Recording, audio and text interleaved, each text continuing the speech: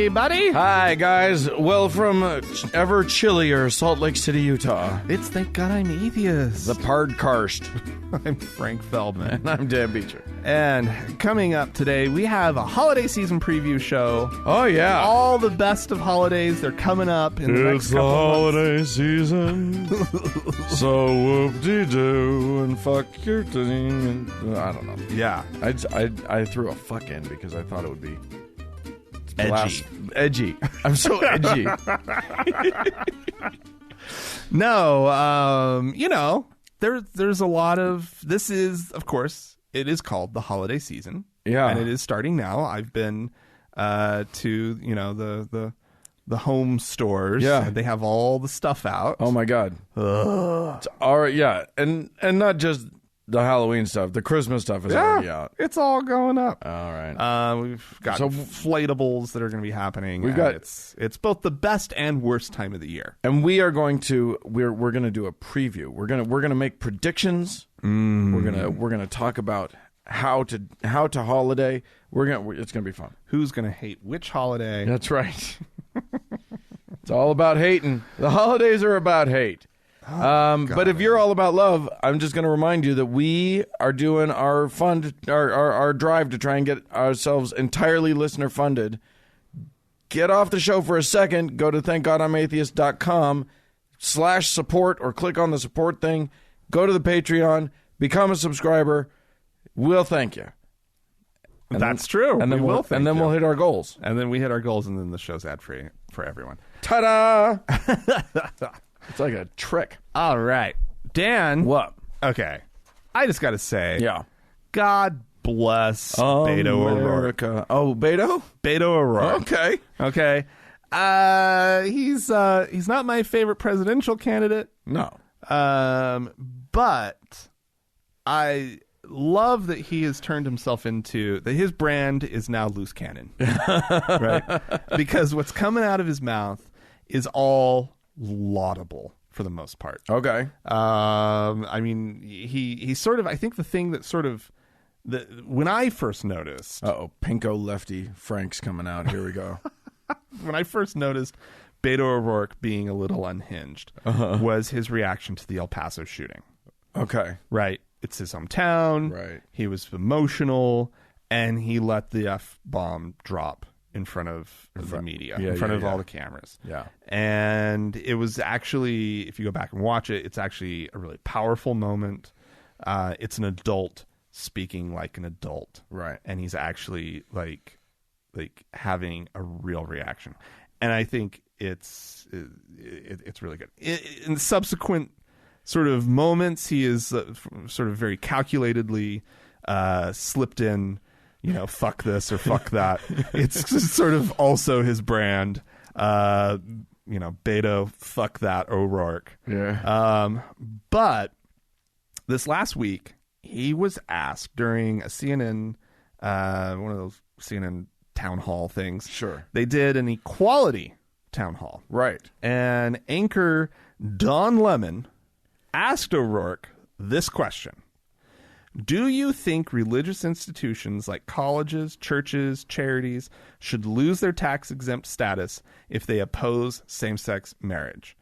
And Beto O'Rourke says yes. Says there can be no reward, no benefit, no tax break for anyone or any institution, any organization in America that denies the full human rights and the full civil rights of every single one of us. As president, we are going to make... Okay, first of all, he's not going to be president. But As president, we're going to make that a priority, and we're going to stop those who are infringing upon human rights of our fellow Americans. Wow. That's a hell of a thing. He's speaking truth. Right? Well, this is so funny because this is one of those things where I actually waffle a little bit. Oh? Because I think that if we're going to sanction religion as this sort of thing that's deserving of tax exemption, I don't think that we can necessarily it feels dangerous to start policing which ones get it and which ones don't based on their beliefs. However, Yeah, I mean, I think what we need to move toward is you don't get tax-exempt status.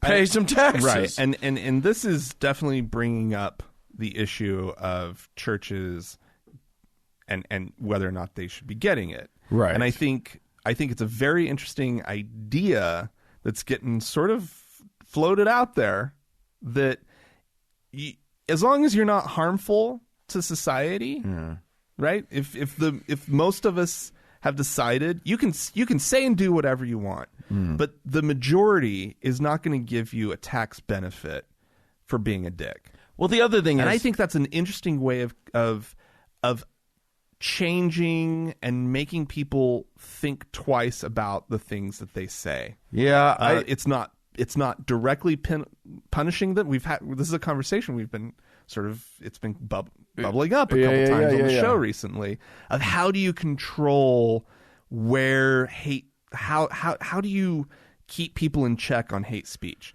Don't fine them for it.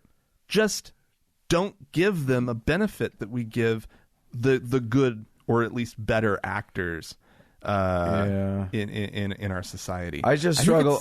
Here's what I think. What I think is churches are religions. This is one place to draw a line.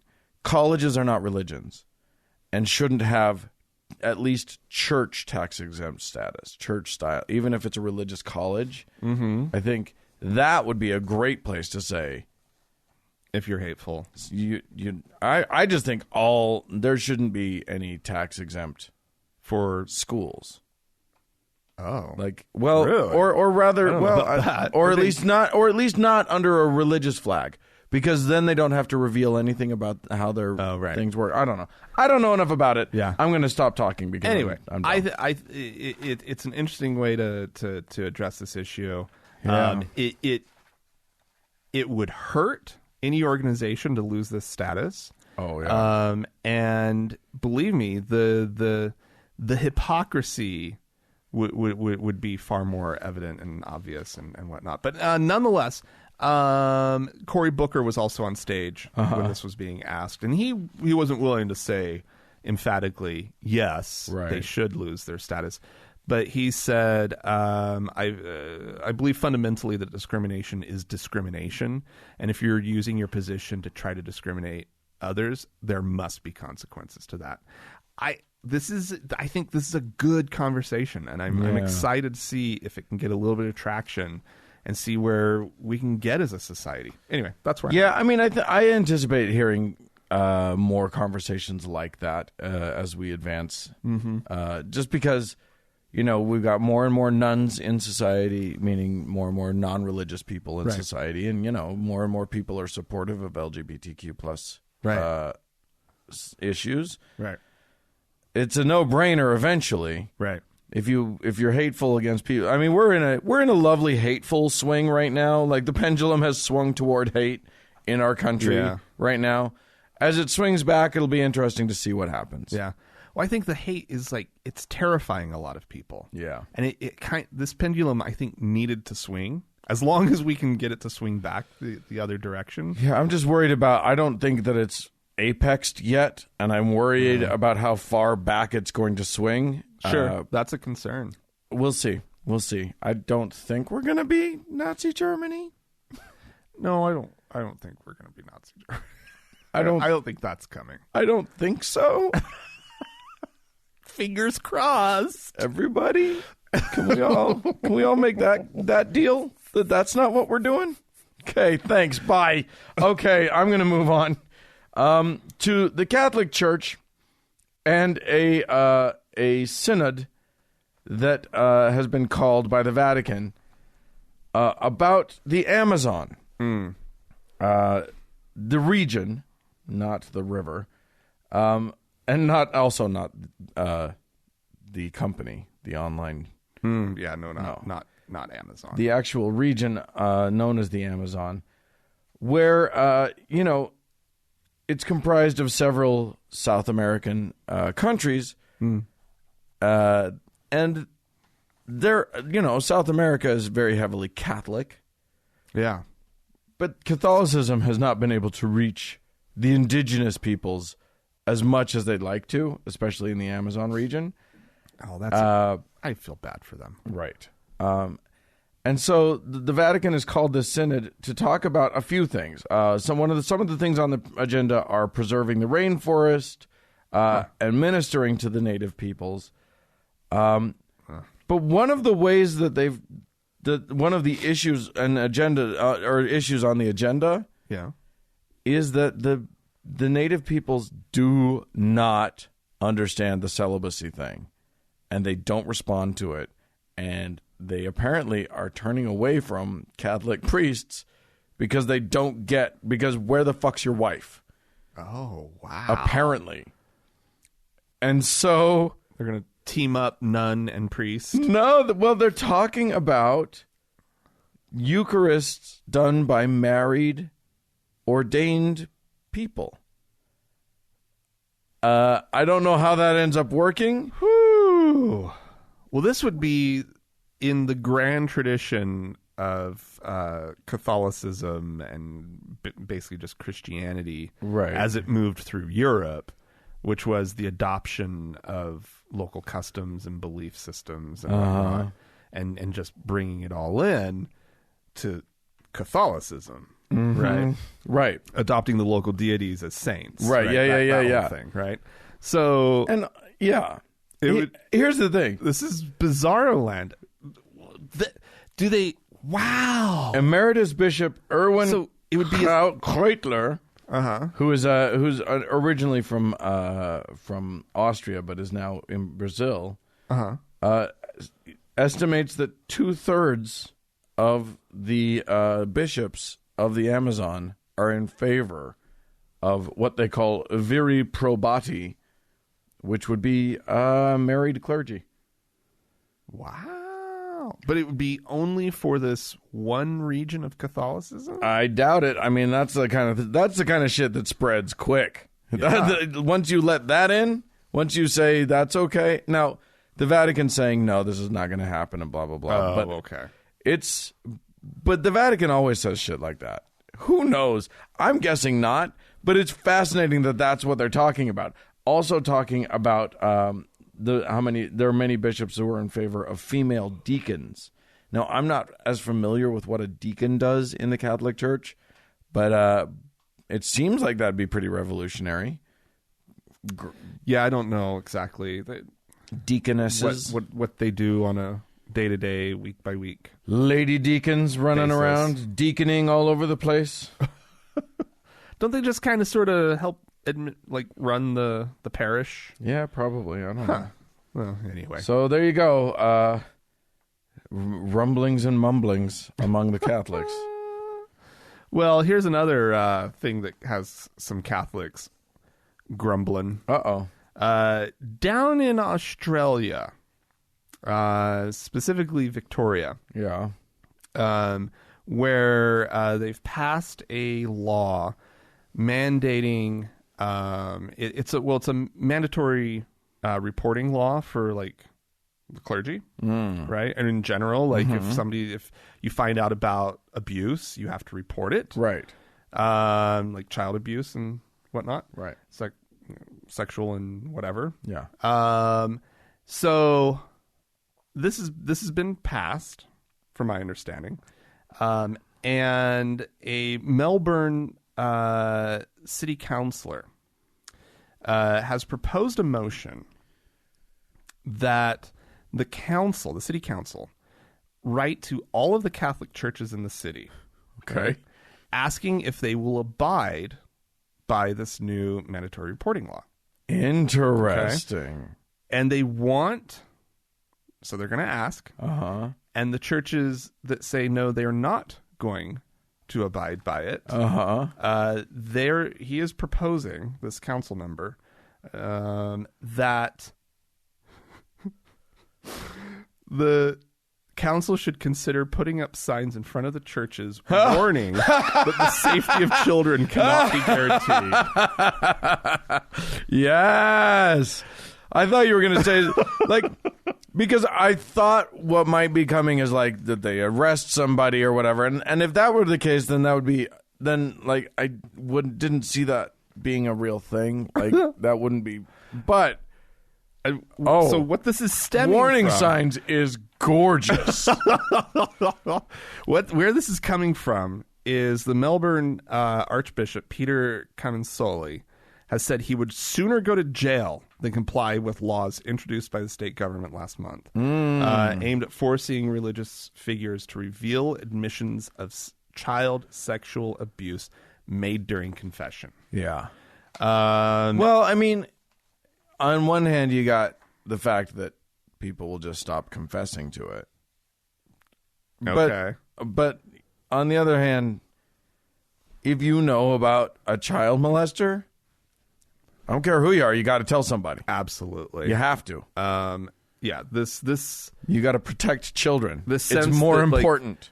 the confession is like this sacred thing, that there's this seal Right. of privacy and blah, blah, blah. Okay, for everything that you want, except like one or two things, Right, that we yeah. just kind of have to know. Yeah. We just have to know. Sorry, we have to know. I mean, You have to now, tell the you're the breaking authorities. with centuries of tradition Oh. of priests of priests protecting child molesters. I So- know it's a tried and true. Oh. You know. Well, I mean, especially since half of the priests that are doing the protecting are also doing the molesting, but that's yeah. half is too many. That's not true. Yeah. So, Counselor Francis Gilly, he's the one who's Wow. behind this whole thing. He says, should we put up great big signs in front of churches, or should we write on the pavement? I don't know, but I believe we should look at that. Yeah. Yes. So apparently, How about don't wait for the answer to the letters? Just put those up anyway.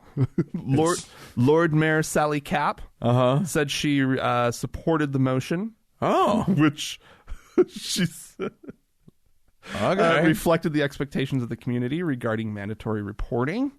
As a city, we absolutely have high expectations of places being safe, especially for children. Yeah. Our main aim is to make sure we have safe places throughout our city. Yeah. You know, Amazing. Fantastic. Great. I applaud them so much. They're taking a step that I think is equally outrageous and laudable. Yeah. Like, it's just absolutely fantastic. I love it. So, Yeah, if you don't comply, okay, Signs. okay, well, I guess we can't. The public needs to be warned about you. yeah. Yeah, there you go. The safety of your children is not guaranteed in this space. Right. Oh my God, that's brilliant. I wasn't sure I wanted to, but I'm going to talk about the recent trial and sentencing of Amber Geiger. Amber Geiger. Why is that This is name? the Texas policewoman who went into the wrong apartment, went into somebody else's apartment, Right. The apartment of Right. Botham Jean, and Right. and thought that she was in her own apartment. I guess she was blasted drunk or something, and murdered him. yeah. The man was watching TV in his PJs or whatever.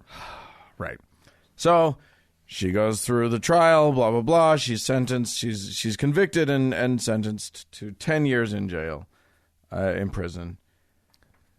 Whatever. The real problem came immediately following sentencing, Right. when the judge, well, first the brother of the victim gave her a hug, gave the perpetrator a hug, and said, "I forgive you." That's a very powerful and controversial moment. Yeah. Lots of people are not okay with it. I'm not going to comment on that. Right. What's really not okay is that then the judge herself, one Judge Tammy Kemp, went into her chambers, grabbed a Bible, walked out to this murderer and said to her, "Here, read this." Gave her some passages to start with, and basically instructed her on how to religion. Right. Well, the Fufurf, like me, felt that was a little inappropriate. Thank you very much, Judge. She was in the They wrote a letter, and part of the letter said, quote, "She was in a government courtroom dressed in a judicial robe with all of the imprimatur of the state, including armed law enforcement officers, preaching to someone who was quite literally a captive audience, and even instructing her on which Bible verses to read." Yeah. So, and they're cool. Like the FFRF, they're saying, they also said, "We understand that it was an emotional moment, particularly when the victim's brother publicly forgave and hugged Geiger.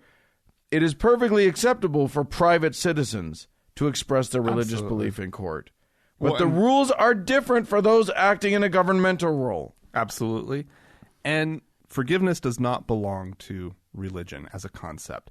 And we need to better practice forgiveness in sort of the idea of secular forgiveness, right?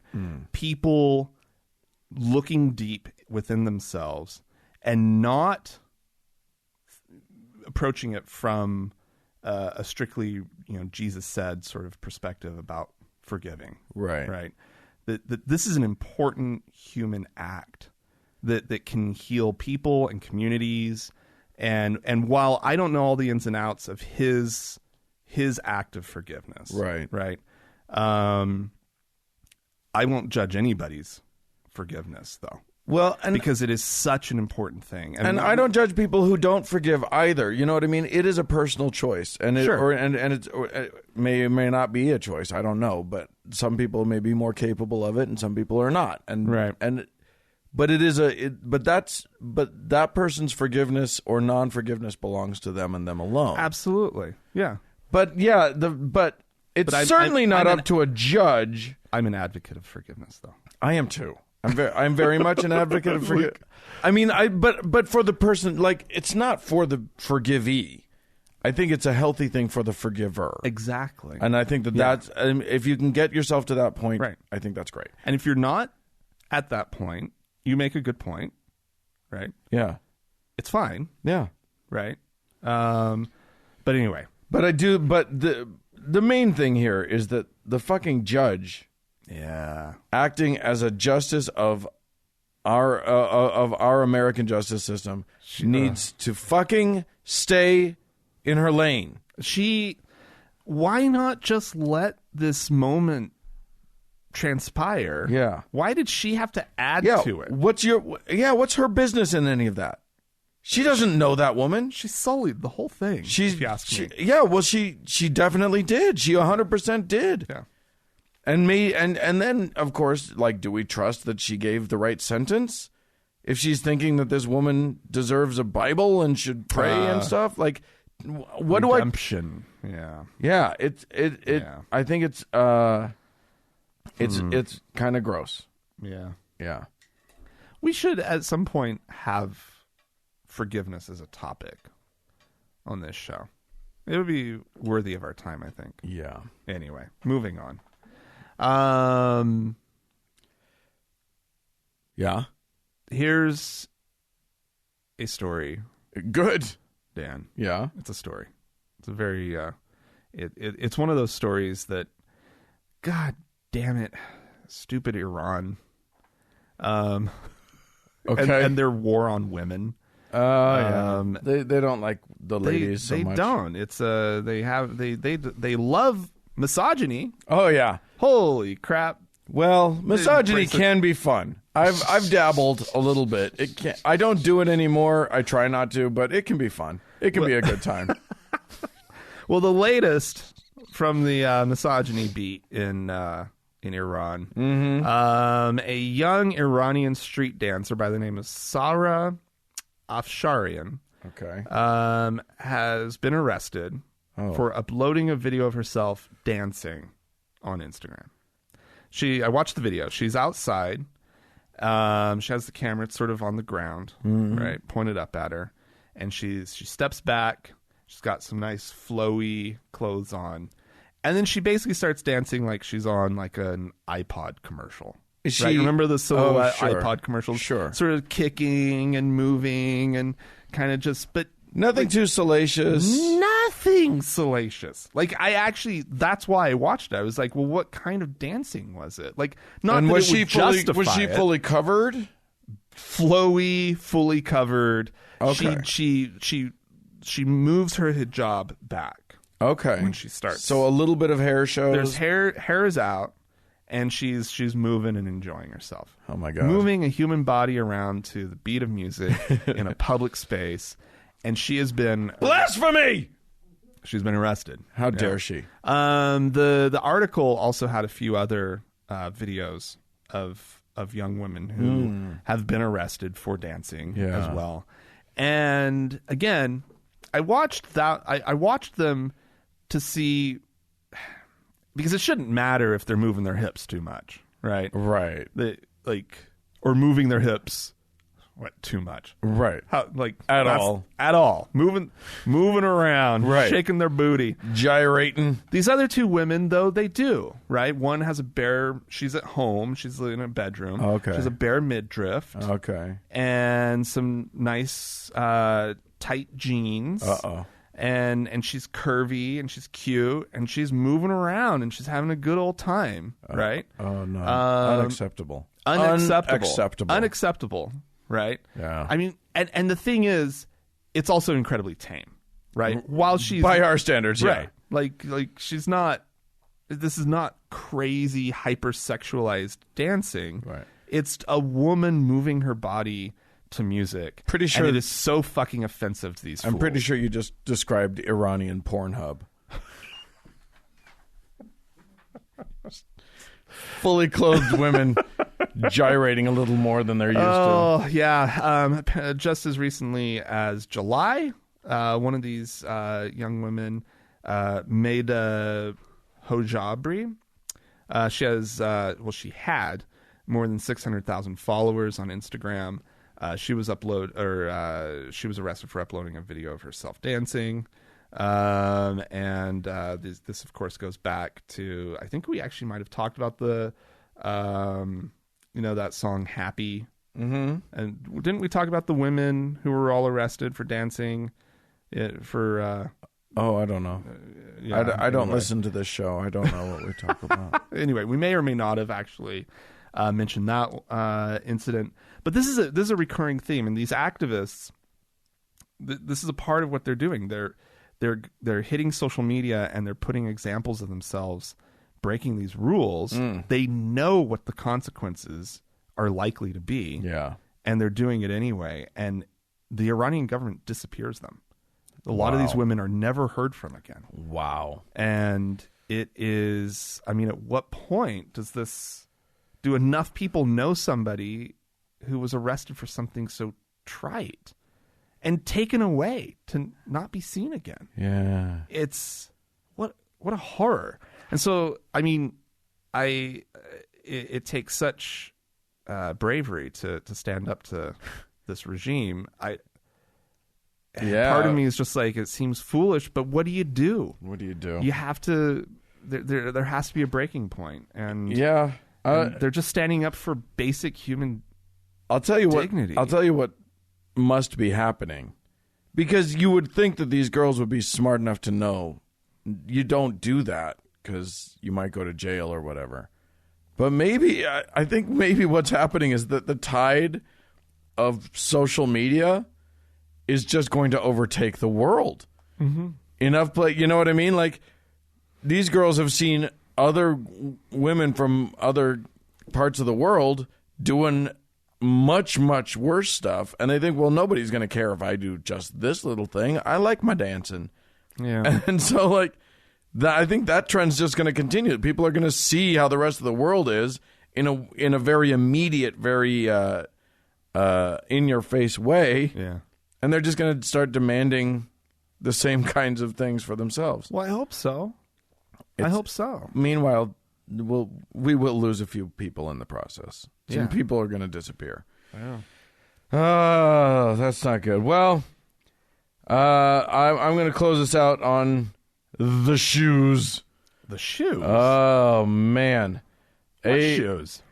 A company called Mischief, that would be MSCHF, because vowels aren't hip anymore in company names. Old man, using your vowels. Yeah, like an idiot. Anyway, this is a product design company, and they were sort of dreaming on how goofy collab culture is, what they call collab culture, which is collaborations between different, you know how now you see an ad and it's both for Buick and Spider-Man? Oh, right. You know what I mean? Right. Like, there's a collaboration between a thing and, like, two completely disparate companies are sharing a single ad. Right. Or they were talking about how Arizona Iced Tea and collaborated with Adidas to sell shoes that advertised iced tea. You know what I mean? Well, I mean, fast food and movies have been doing it for forever. But anyway, yeah. Well, I mean, like, there's product placement, and then there's just like, two things are advertised here. Sure. Sort of thing. Okay. Well, so this company decided to make some mischief, and they decided to dream on what would happen if a shoe company did a collaboration with Jesus Christ. Oh. So Okay. they invented a shoe, It walks on water? the Jesus shoe. Oh, it walks on water. It's more than just that. This was not produced by Nike, but it's got the little Nike swoosh. It is a shoe made with let's see. I got to find the description here. So what they did was they bought some shoes at retail value, and then they modified them. Okay. The shoes have I can't find it. They do have holy water in the sole, like contained in the sole of the shoe. Self-cleaning feet? No.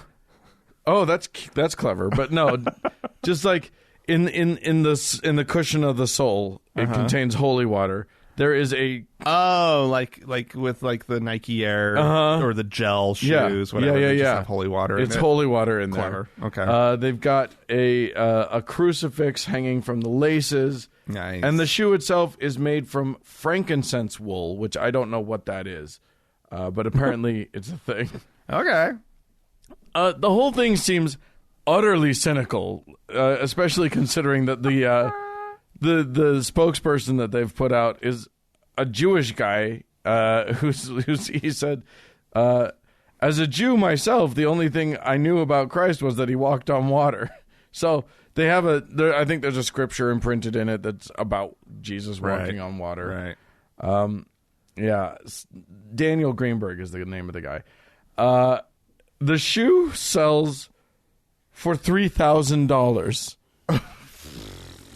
But lest you think that a cynical ploy like this wouldn't find its market, they made about 24 pairs or something like that, and they sold out instantly. Oh, my God. Because all the world is dumb.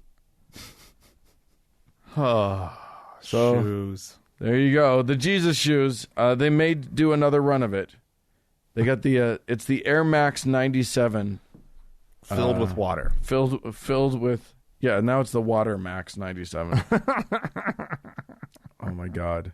If you ever see someone wearing these shoes, Oh, no. you must point and laugh at them. I don't think people wear these shoes. You think people wear them? I don't know. People Yes, bought you them. do. Wow, that's what you do with shoes. Yeah. You wear them. If you guys would like to call us out and say the sneaker culture is the best and that these shoes are amazing, you can write to us, podcast@thankgodimatheist.com. Or call and leave us a voicemail message. The telephone number is 424-666-8442. Yeah, go to the Facebook page, facebook.com/TGIAtheist, and click on that like button. And while you're there, search for the TGIA Members Only Lounge and request to join. It is a closed group, but we will let you in.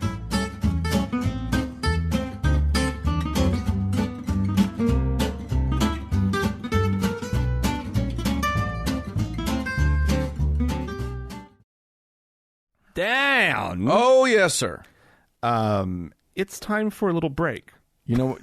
Do you know what kind We of just break took a it is? break, but now we're gonna. No, this is a patty break. Oh, a patty break! This is a very special. It's a special time on our show when we get to have an actual patty break. No, we don't get too many more of these, Dan. We better I know. cherish them all.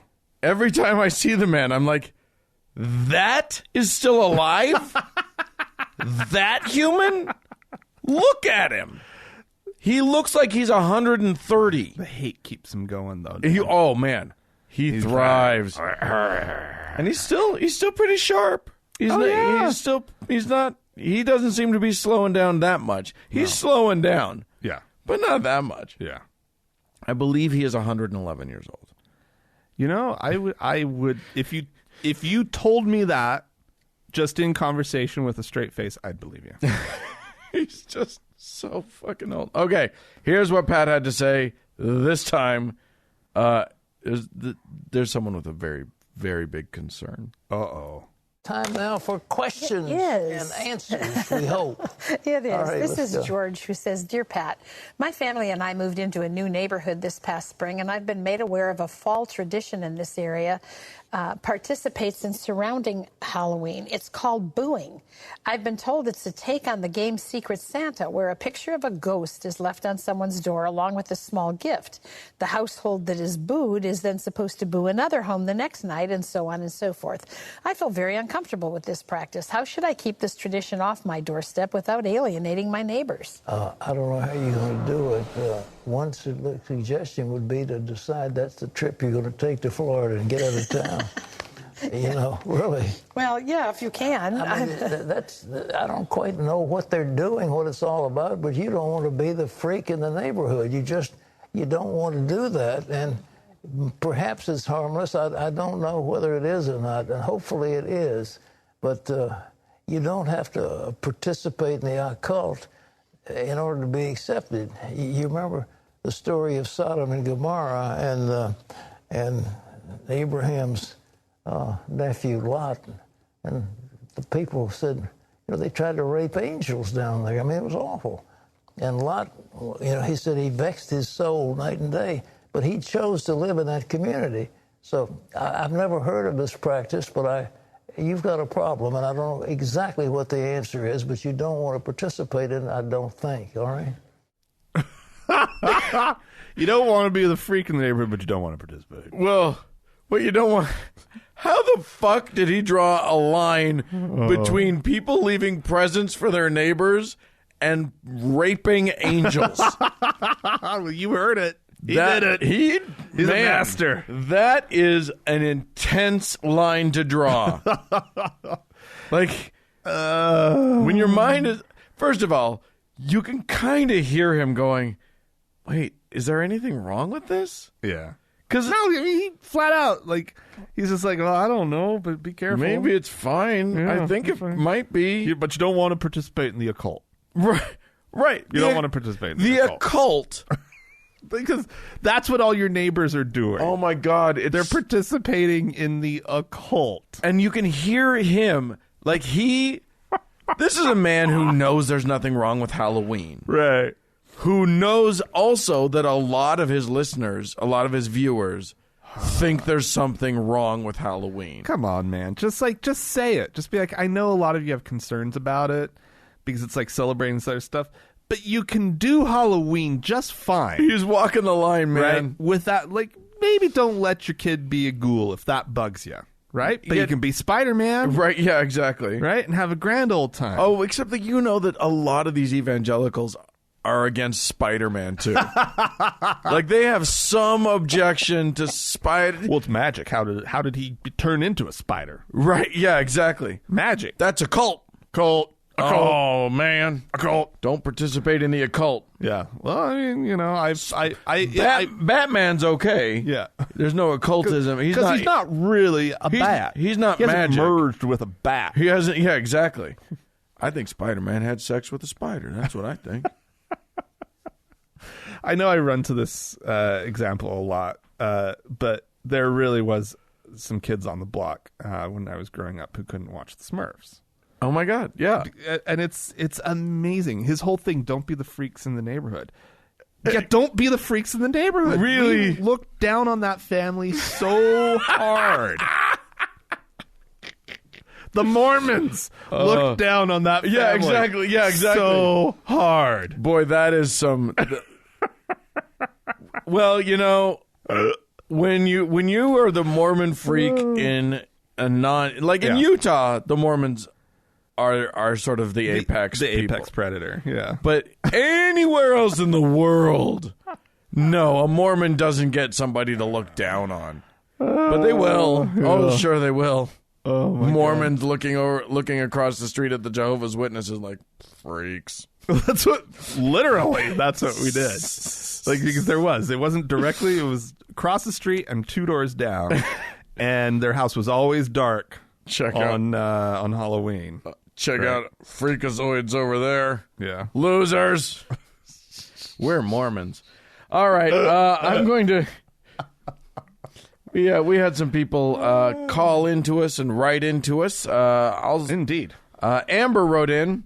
This is you had done a whole story about an event where people did the Chinese lanterns. That are sent It's up into the sky. beautiful. Yeah. Now they did that out in the middle of the desert. So that's one way to do it. Amber writes with another story. Hey, Frank and Dan, I was just listening to this week's episode where you guys talked about the lanterns. My little hometown outside of Indianapolis releases lanterns for loved ones during 4th of July fireworks. What? This year, when I was driving back home to Indy with my 3-year-old son after fireworks, one landed on the road in front of the car in front of me. Oh, boy. That person swerved so fast I didn't have time to react, and I hit it. It was large and still burning, so fiery embers doused my car and caused me to crash. Luckily, my son, my car, and I were okay, but fuck those lanterns! Oh my God. Oh, that's scary. This is the risk you run. You can't do it when there's wishes. You can't do it when there's roads. Yeah. There's no urban. It's not okay to do it in an urban environment. Because You're gonna set something on fire. these are things on fire that come down, Floating. They go up, Carried away by the wind. and then you don't, and then it's out of your hands. Like, And then it's just we object to people releasing balloons. Yeah. Filled with helium because they're gonna get stuck in some blowhole of a whale. a whale somewhere, right? Like this literally could burn down your city. Yeah. Oh my God, that's crazy. Oh my town. God. Dan, Yes. I have a voicemail. Okay, good. From a listener who's responding. We talked about some environmental stuff a couple episodes ago. Yeah, we got all we got all progressive and environmenty and stuff. And so he has something to add to that conversation. So here we go.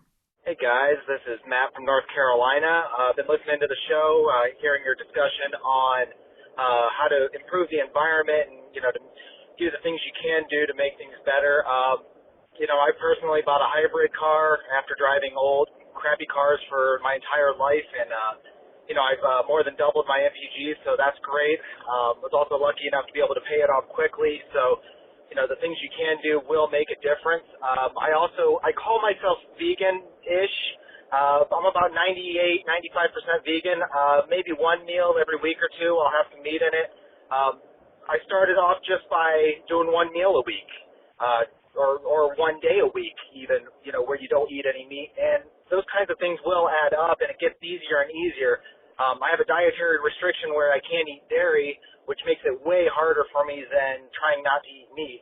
When you go to a wedding and the only thing you can eat are potatoes and green beans, it's pretty rough. But, I had a piece of chicken that night because I didn't want to starve. I wanted to enjoy my night. It was a celebration, and I just try a little bit harder for the next couple of weeks not to eat any meat. So, love the show. Keep up the good work, and we'll talk to you again sometime. Thanks. Well, thank you for that, Matt. Yeah. It's the little choices that we make. Do what you can. Sometimes big choices. Do what you can. Yeah. That's the best. We are an imperfect species, and the best that we can do is the best that we can do. Yeah. And we had one other. We do have another voicemail. Voicemail. And a very important voicemail. Perhaps the most important voicemail we've ever had. Hi, Frank and Dan. This is Allison calling you from wonderful Des Moines, Iowa. I wanted to say I'm really glad you guys are doing this drive for the show to be listener funded. I've been on Patreon long enough that I actually forgot that ads run on the show. And I think it would be really nice if those of us who have the means and who already get a lot of value out of the show could help fund it so that new people can enjoy the podcast without commercials too. I think it's more approachable and it's just a better listening experience overall. Anyway, I did want to ask you a question. I know I've heard pieces here and there and maybe some audio from a show you did that gave you the idea to make TGIA, but I don't know if I remember the story of you guys. So how did you two first meet and become friends? Thank you so much for the show. I look forward to it every week, and I think that the TGIA Members Only Lounge is one of the greatest places on the internet. Bye. Well, Allison, that's like the best. that's the best, and a great reminder for all of our listeners that our patrons get an ad-free version of the show Yeah, that's pretty cool. already, Yeah. and they're contributing to everybody else getting an ad-free version of the show. Yeah. So Which is- that's yeah. lovely. So that's awesome. Thanks, Allison. But Dan, Yeah. how did we meet? How did we become friends? Have we ever talked about this on the show? I don't know that we have. It's funny because we had a few meetings. Our first meeting, we did not become friends. We did not. No, I was dubious. We worked I was doubtful. together. We were co-workers at a restaurant. My only experience being a And not restaurant just worker. any restaurant. If the God. name Buca di Beppo means anything to those of you out there. Oh my God, this must have been what? 15, 17 years ago. 17 years It ago? was right. something? I started there right before the Olympics. So yeah, early aughts. Yeah. So we both. Yeah, I was waiting tables there, and then this new guy shows up who You did not like me. you're just a little too talkative I was chatty. for my taste. You were too snooty for me. I was not snooty. You were snooty. How dare you? You were. Anyway, yeah, we didn't form a lasting bond. No. There in no. Buca. But it turns out, unbeknownst to either of us, I Yeah. think at the time, that we actually had a lot of common friends. We had some mutual friends, yeah. Yeah. So then we got, I end up going to some event or a party for a film or whatever that a friend of mine is working on, and Yeah. Frank's there. Right. Oh, hey, we know each other. I don't Whatever. know if I remember that meeting. I remember. I remember there was it was for a film that you were working on with another friend of ours. Yeah. It was at the 2 News Tower, Yeah. and we met there, and then we started, just seeing each other at parties of mutual friends, and then we were just friends. Yeah. Just Easy enough. yeah. And then we worked on our own films together, and we did a whole bunch of things, various and sundry Yeah. collaborations, and eventually this came along. Yeah. You had a lot of common friends. Yeah. Like, it was kind of crazy. Right? Like, Yeah. Like, a lot of, mutual friends. And then there was a spell there where I was like, I kind of had the house that hosted a lot of shit. Yeah. That's And true. so, like, your sister and her girlfriend and their gaggle Started hanging out. would come over for, like, big stuff because another one of our mutual friends was really good friends with them. Yeah. So it just kind of pulled them in. And, it was just been those were crazy times, the aughts. Because that's when all that was going on. Yeah. So we've known each other for a minute. yeah, it's A hot minute. going on Yeah. approaching 20 years. Yeah, Dan. we're nearing that That is bizarre. double decade moment. Who would have thought? Yeah. Well, there you go. There you go. Thanks, Allison, for the question. And the trip down memory lane. Yes, indeed. Oh, And thank you also for the reminder oh yeah. that that all of our donors we're doing the campaign. We're trying to get listener funded. Fully listeners funded. And in that vein, it's going to be a familiar name. We've said it. She said it. We do have. She's been a donor for a while, but she sort of upped her her auntie a little bit. Allison. Oh, Saint Allison. Saint now. Allison now. Okay. Yeah, so thank you, bless her. Allison. Yeah. If you would like to be a donor, and I know you would, because you see the value. Yeah, if you can. If it's something that you can afford to do, please feel free to go to thankgodimatheist.com. It's pretty easy. Just click the support tab or the thing on the right-hand side of the thing. Yep. It takes you to the Patreon. You sign up at whatever level you want to. Yeah. Our goal is not a monetary goal. It is a number of people goal. Yeah. And we're getting really close to the next level. Yeah. Which will mean three quarters of our shows will have no ads. Yeah. And then we're almost there to eliminating the ads entirely and really pissing off our publishing company. Who's been making some money off of us. So help us piss them off. Don't tell them. We don't know what's going to happen, guys. We really don't know how this works after that. I've been waiting to get the email of like, why are half your shows ad-free? Yeah. But so far they haven't noticed. We're flying under their radar. We'll see how that goes. Anyway, you guys are great, and we love you. And we have one more person to thank, our top donor, our Yeah. Lord and Savior, Hannah! Praise be she. We love you, Hannah. And stay tuned for our final discussion at the end of the show. Woo!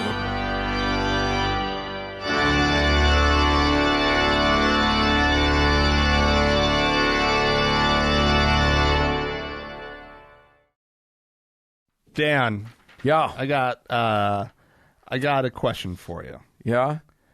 What is your least favorite holiday? It's Do you have one? It's coming right up. What is it? Columbus Day. That's a good answer. That's a really good answer. Yeah. That's this weekend. It's the day that we celebrate one of the worst humans in history Yeah. who didn't discover anything. Nope.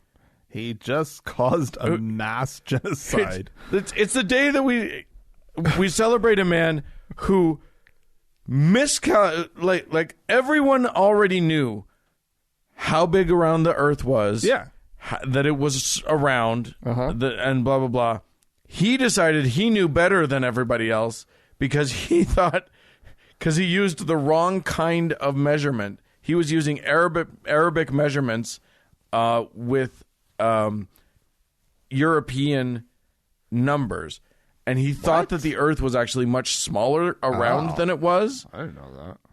Yeah, it was this big boneheaded maneuver of his because it was like an Arabic mile was different than a European mile or interesting. whatever it was. Okay. And he just miscalculated entirely. He was an idiot, but he would talk Ferdinand and Isabella into giving him ships.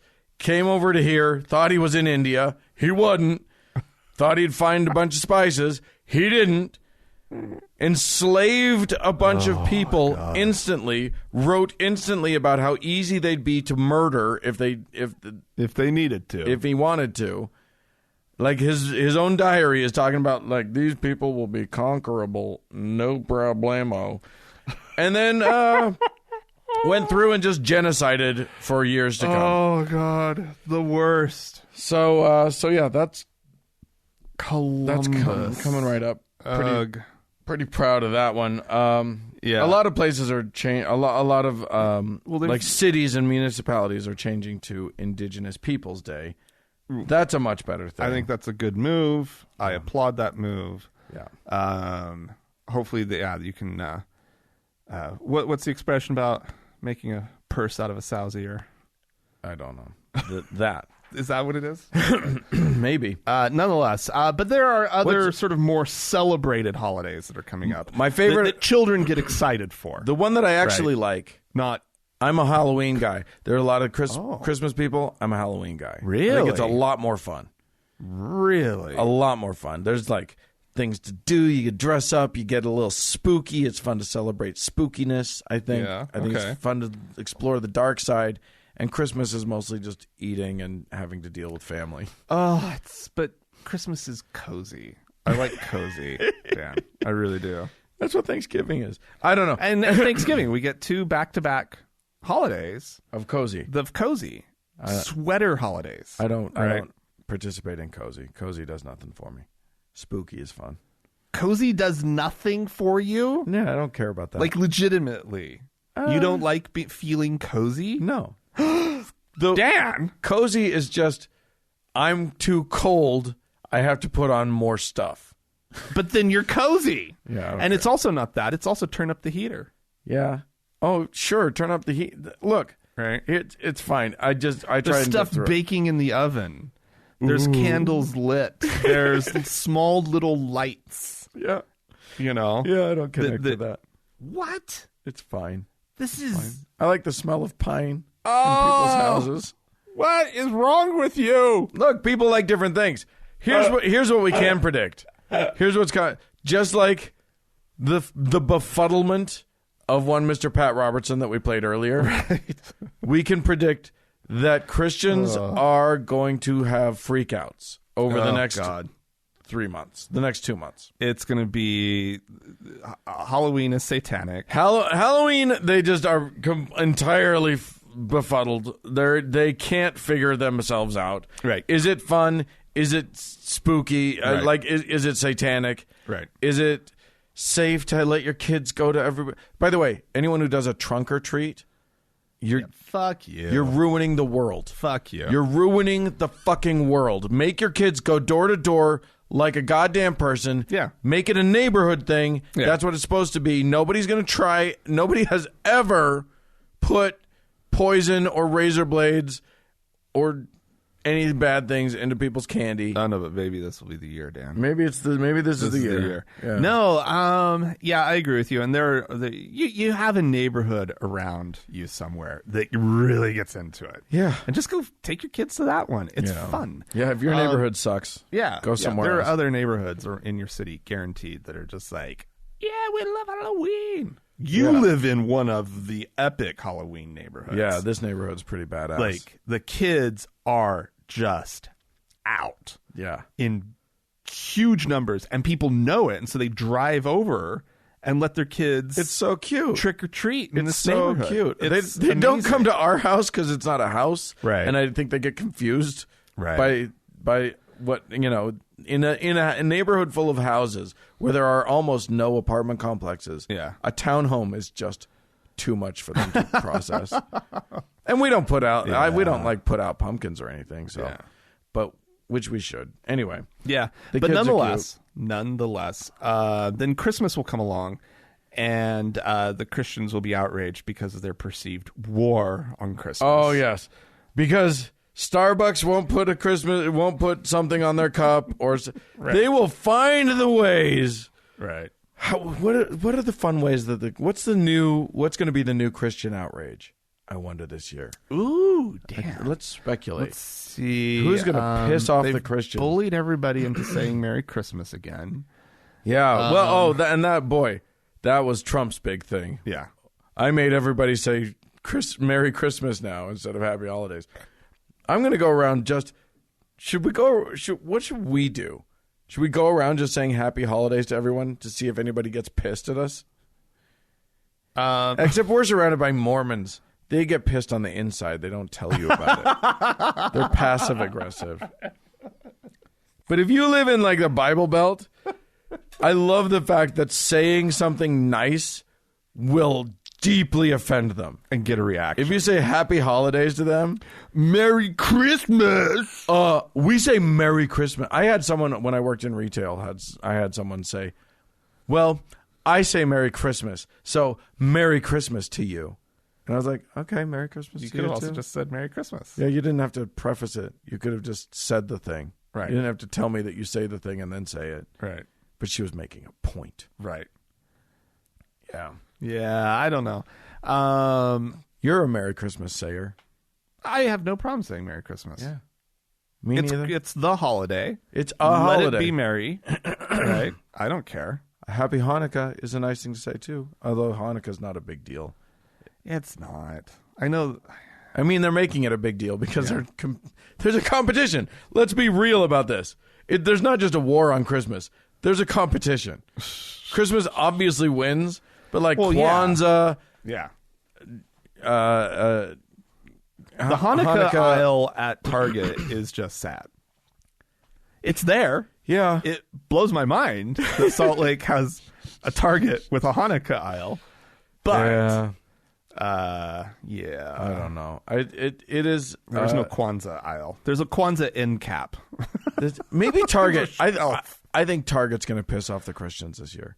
You think so? They do it every now and then. How? Like, well, they allow the trans people to use the bathrooms and whatever. Yeah. I think somehow Target's going to come out with a pillow that says "Happy Holidays" and like has no iconography on it. Just a says, middle finger. Just Happy Holidays, middle finger. Fuck off. Happy. Just enjoy the season, you assholes. Whatever you celebrate, just enjoy it. Jesus Christ. Oh, no.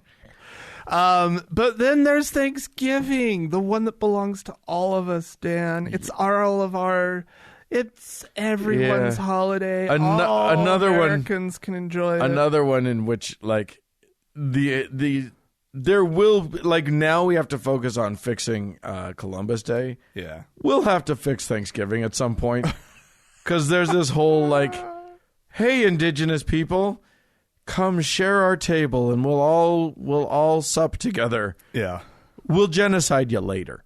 Yeah.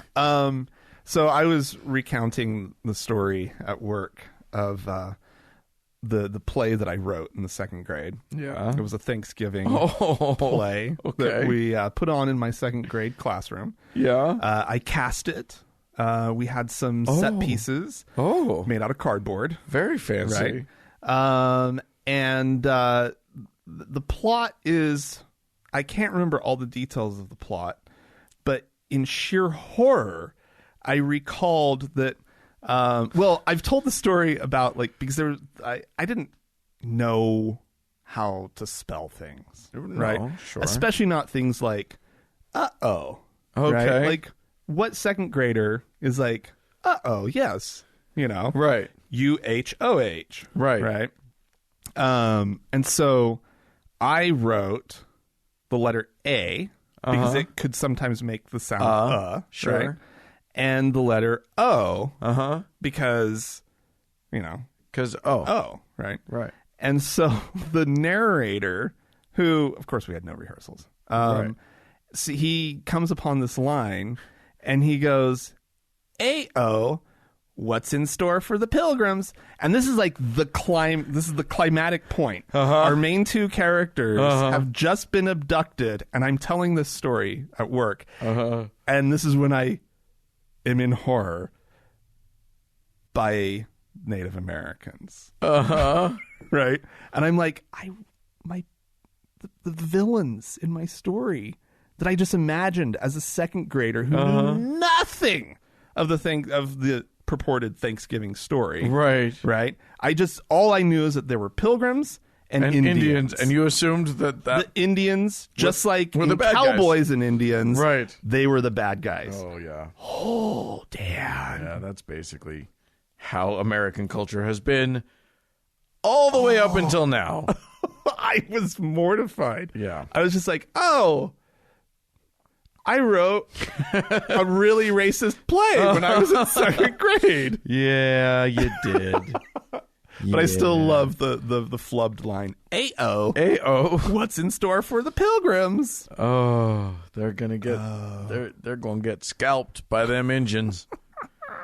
Good Lord. Yeah, we were raised in racism. I know.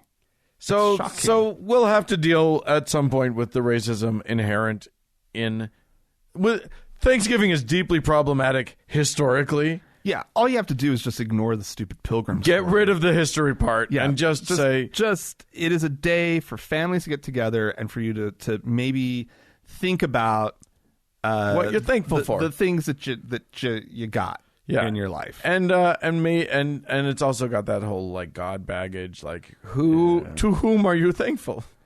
Well, we've talked about that. Yeah. Being thankful doesn't have to be a target. It doesn't have to have an object. So yes. Looking forward to all of it. It's all going to be fun. I'm sure Just brace yourselves, guys. all of you guys are looking forward to all of the family time with all the Jesus people and stuff. It's coming. Sorry to be a downer. This is actually a downer. No. But before that, go dress up like a demon and work some of that aggression out early, and then enjoy your holiday season. And then 2 months of hell. Yeah, no, it'll be fine. Go find a way to make it yours, and maybe you have some ways that you can suggest for the rest of your fellow listeners. Write to us, podcast@thankgodimatheist.com. Or call and leave us a voicemail message. The telephone number is 424-666-8442. Yeah, hey, go to the Facebook page, facebook.com/TGIAtheist, and click on that like button. And while on Facebook, search for the TGIA Members Only Lounge and request to join. Apparently, it's one of the best places on the internet. Amazing. I don't disagree. Yeah, so check that out. You can also follow us on Twitter at TGI Atheist.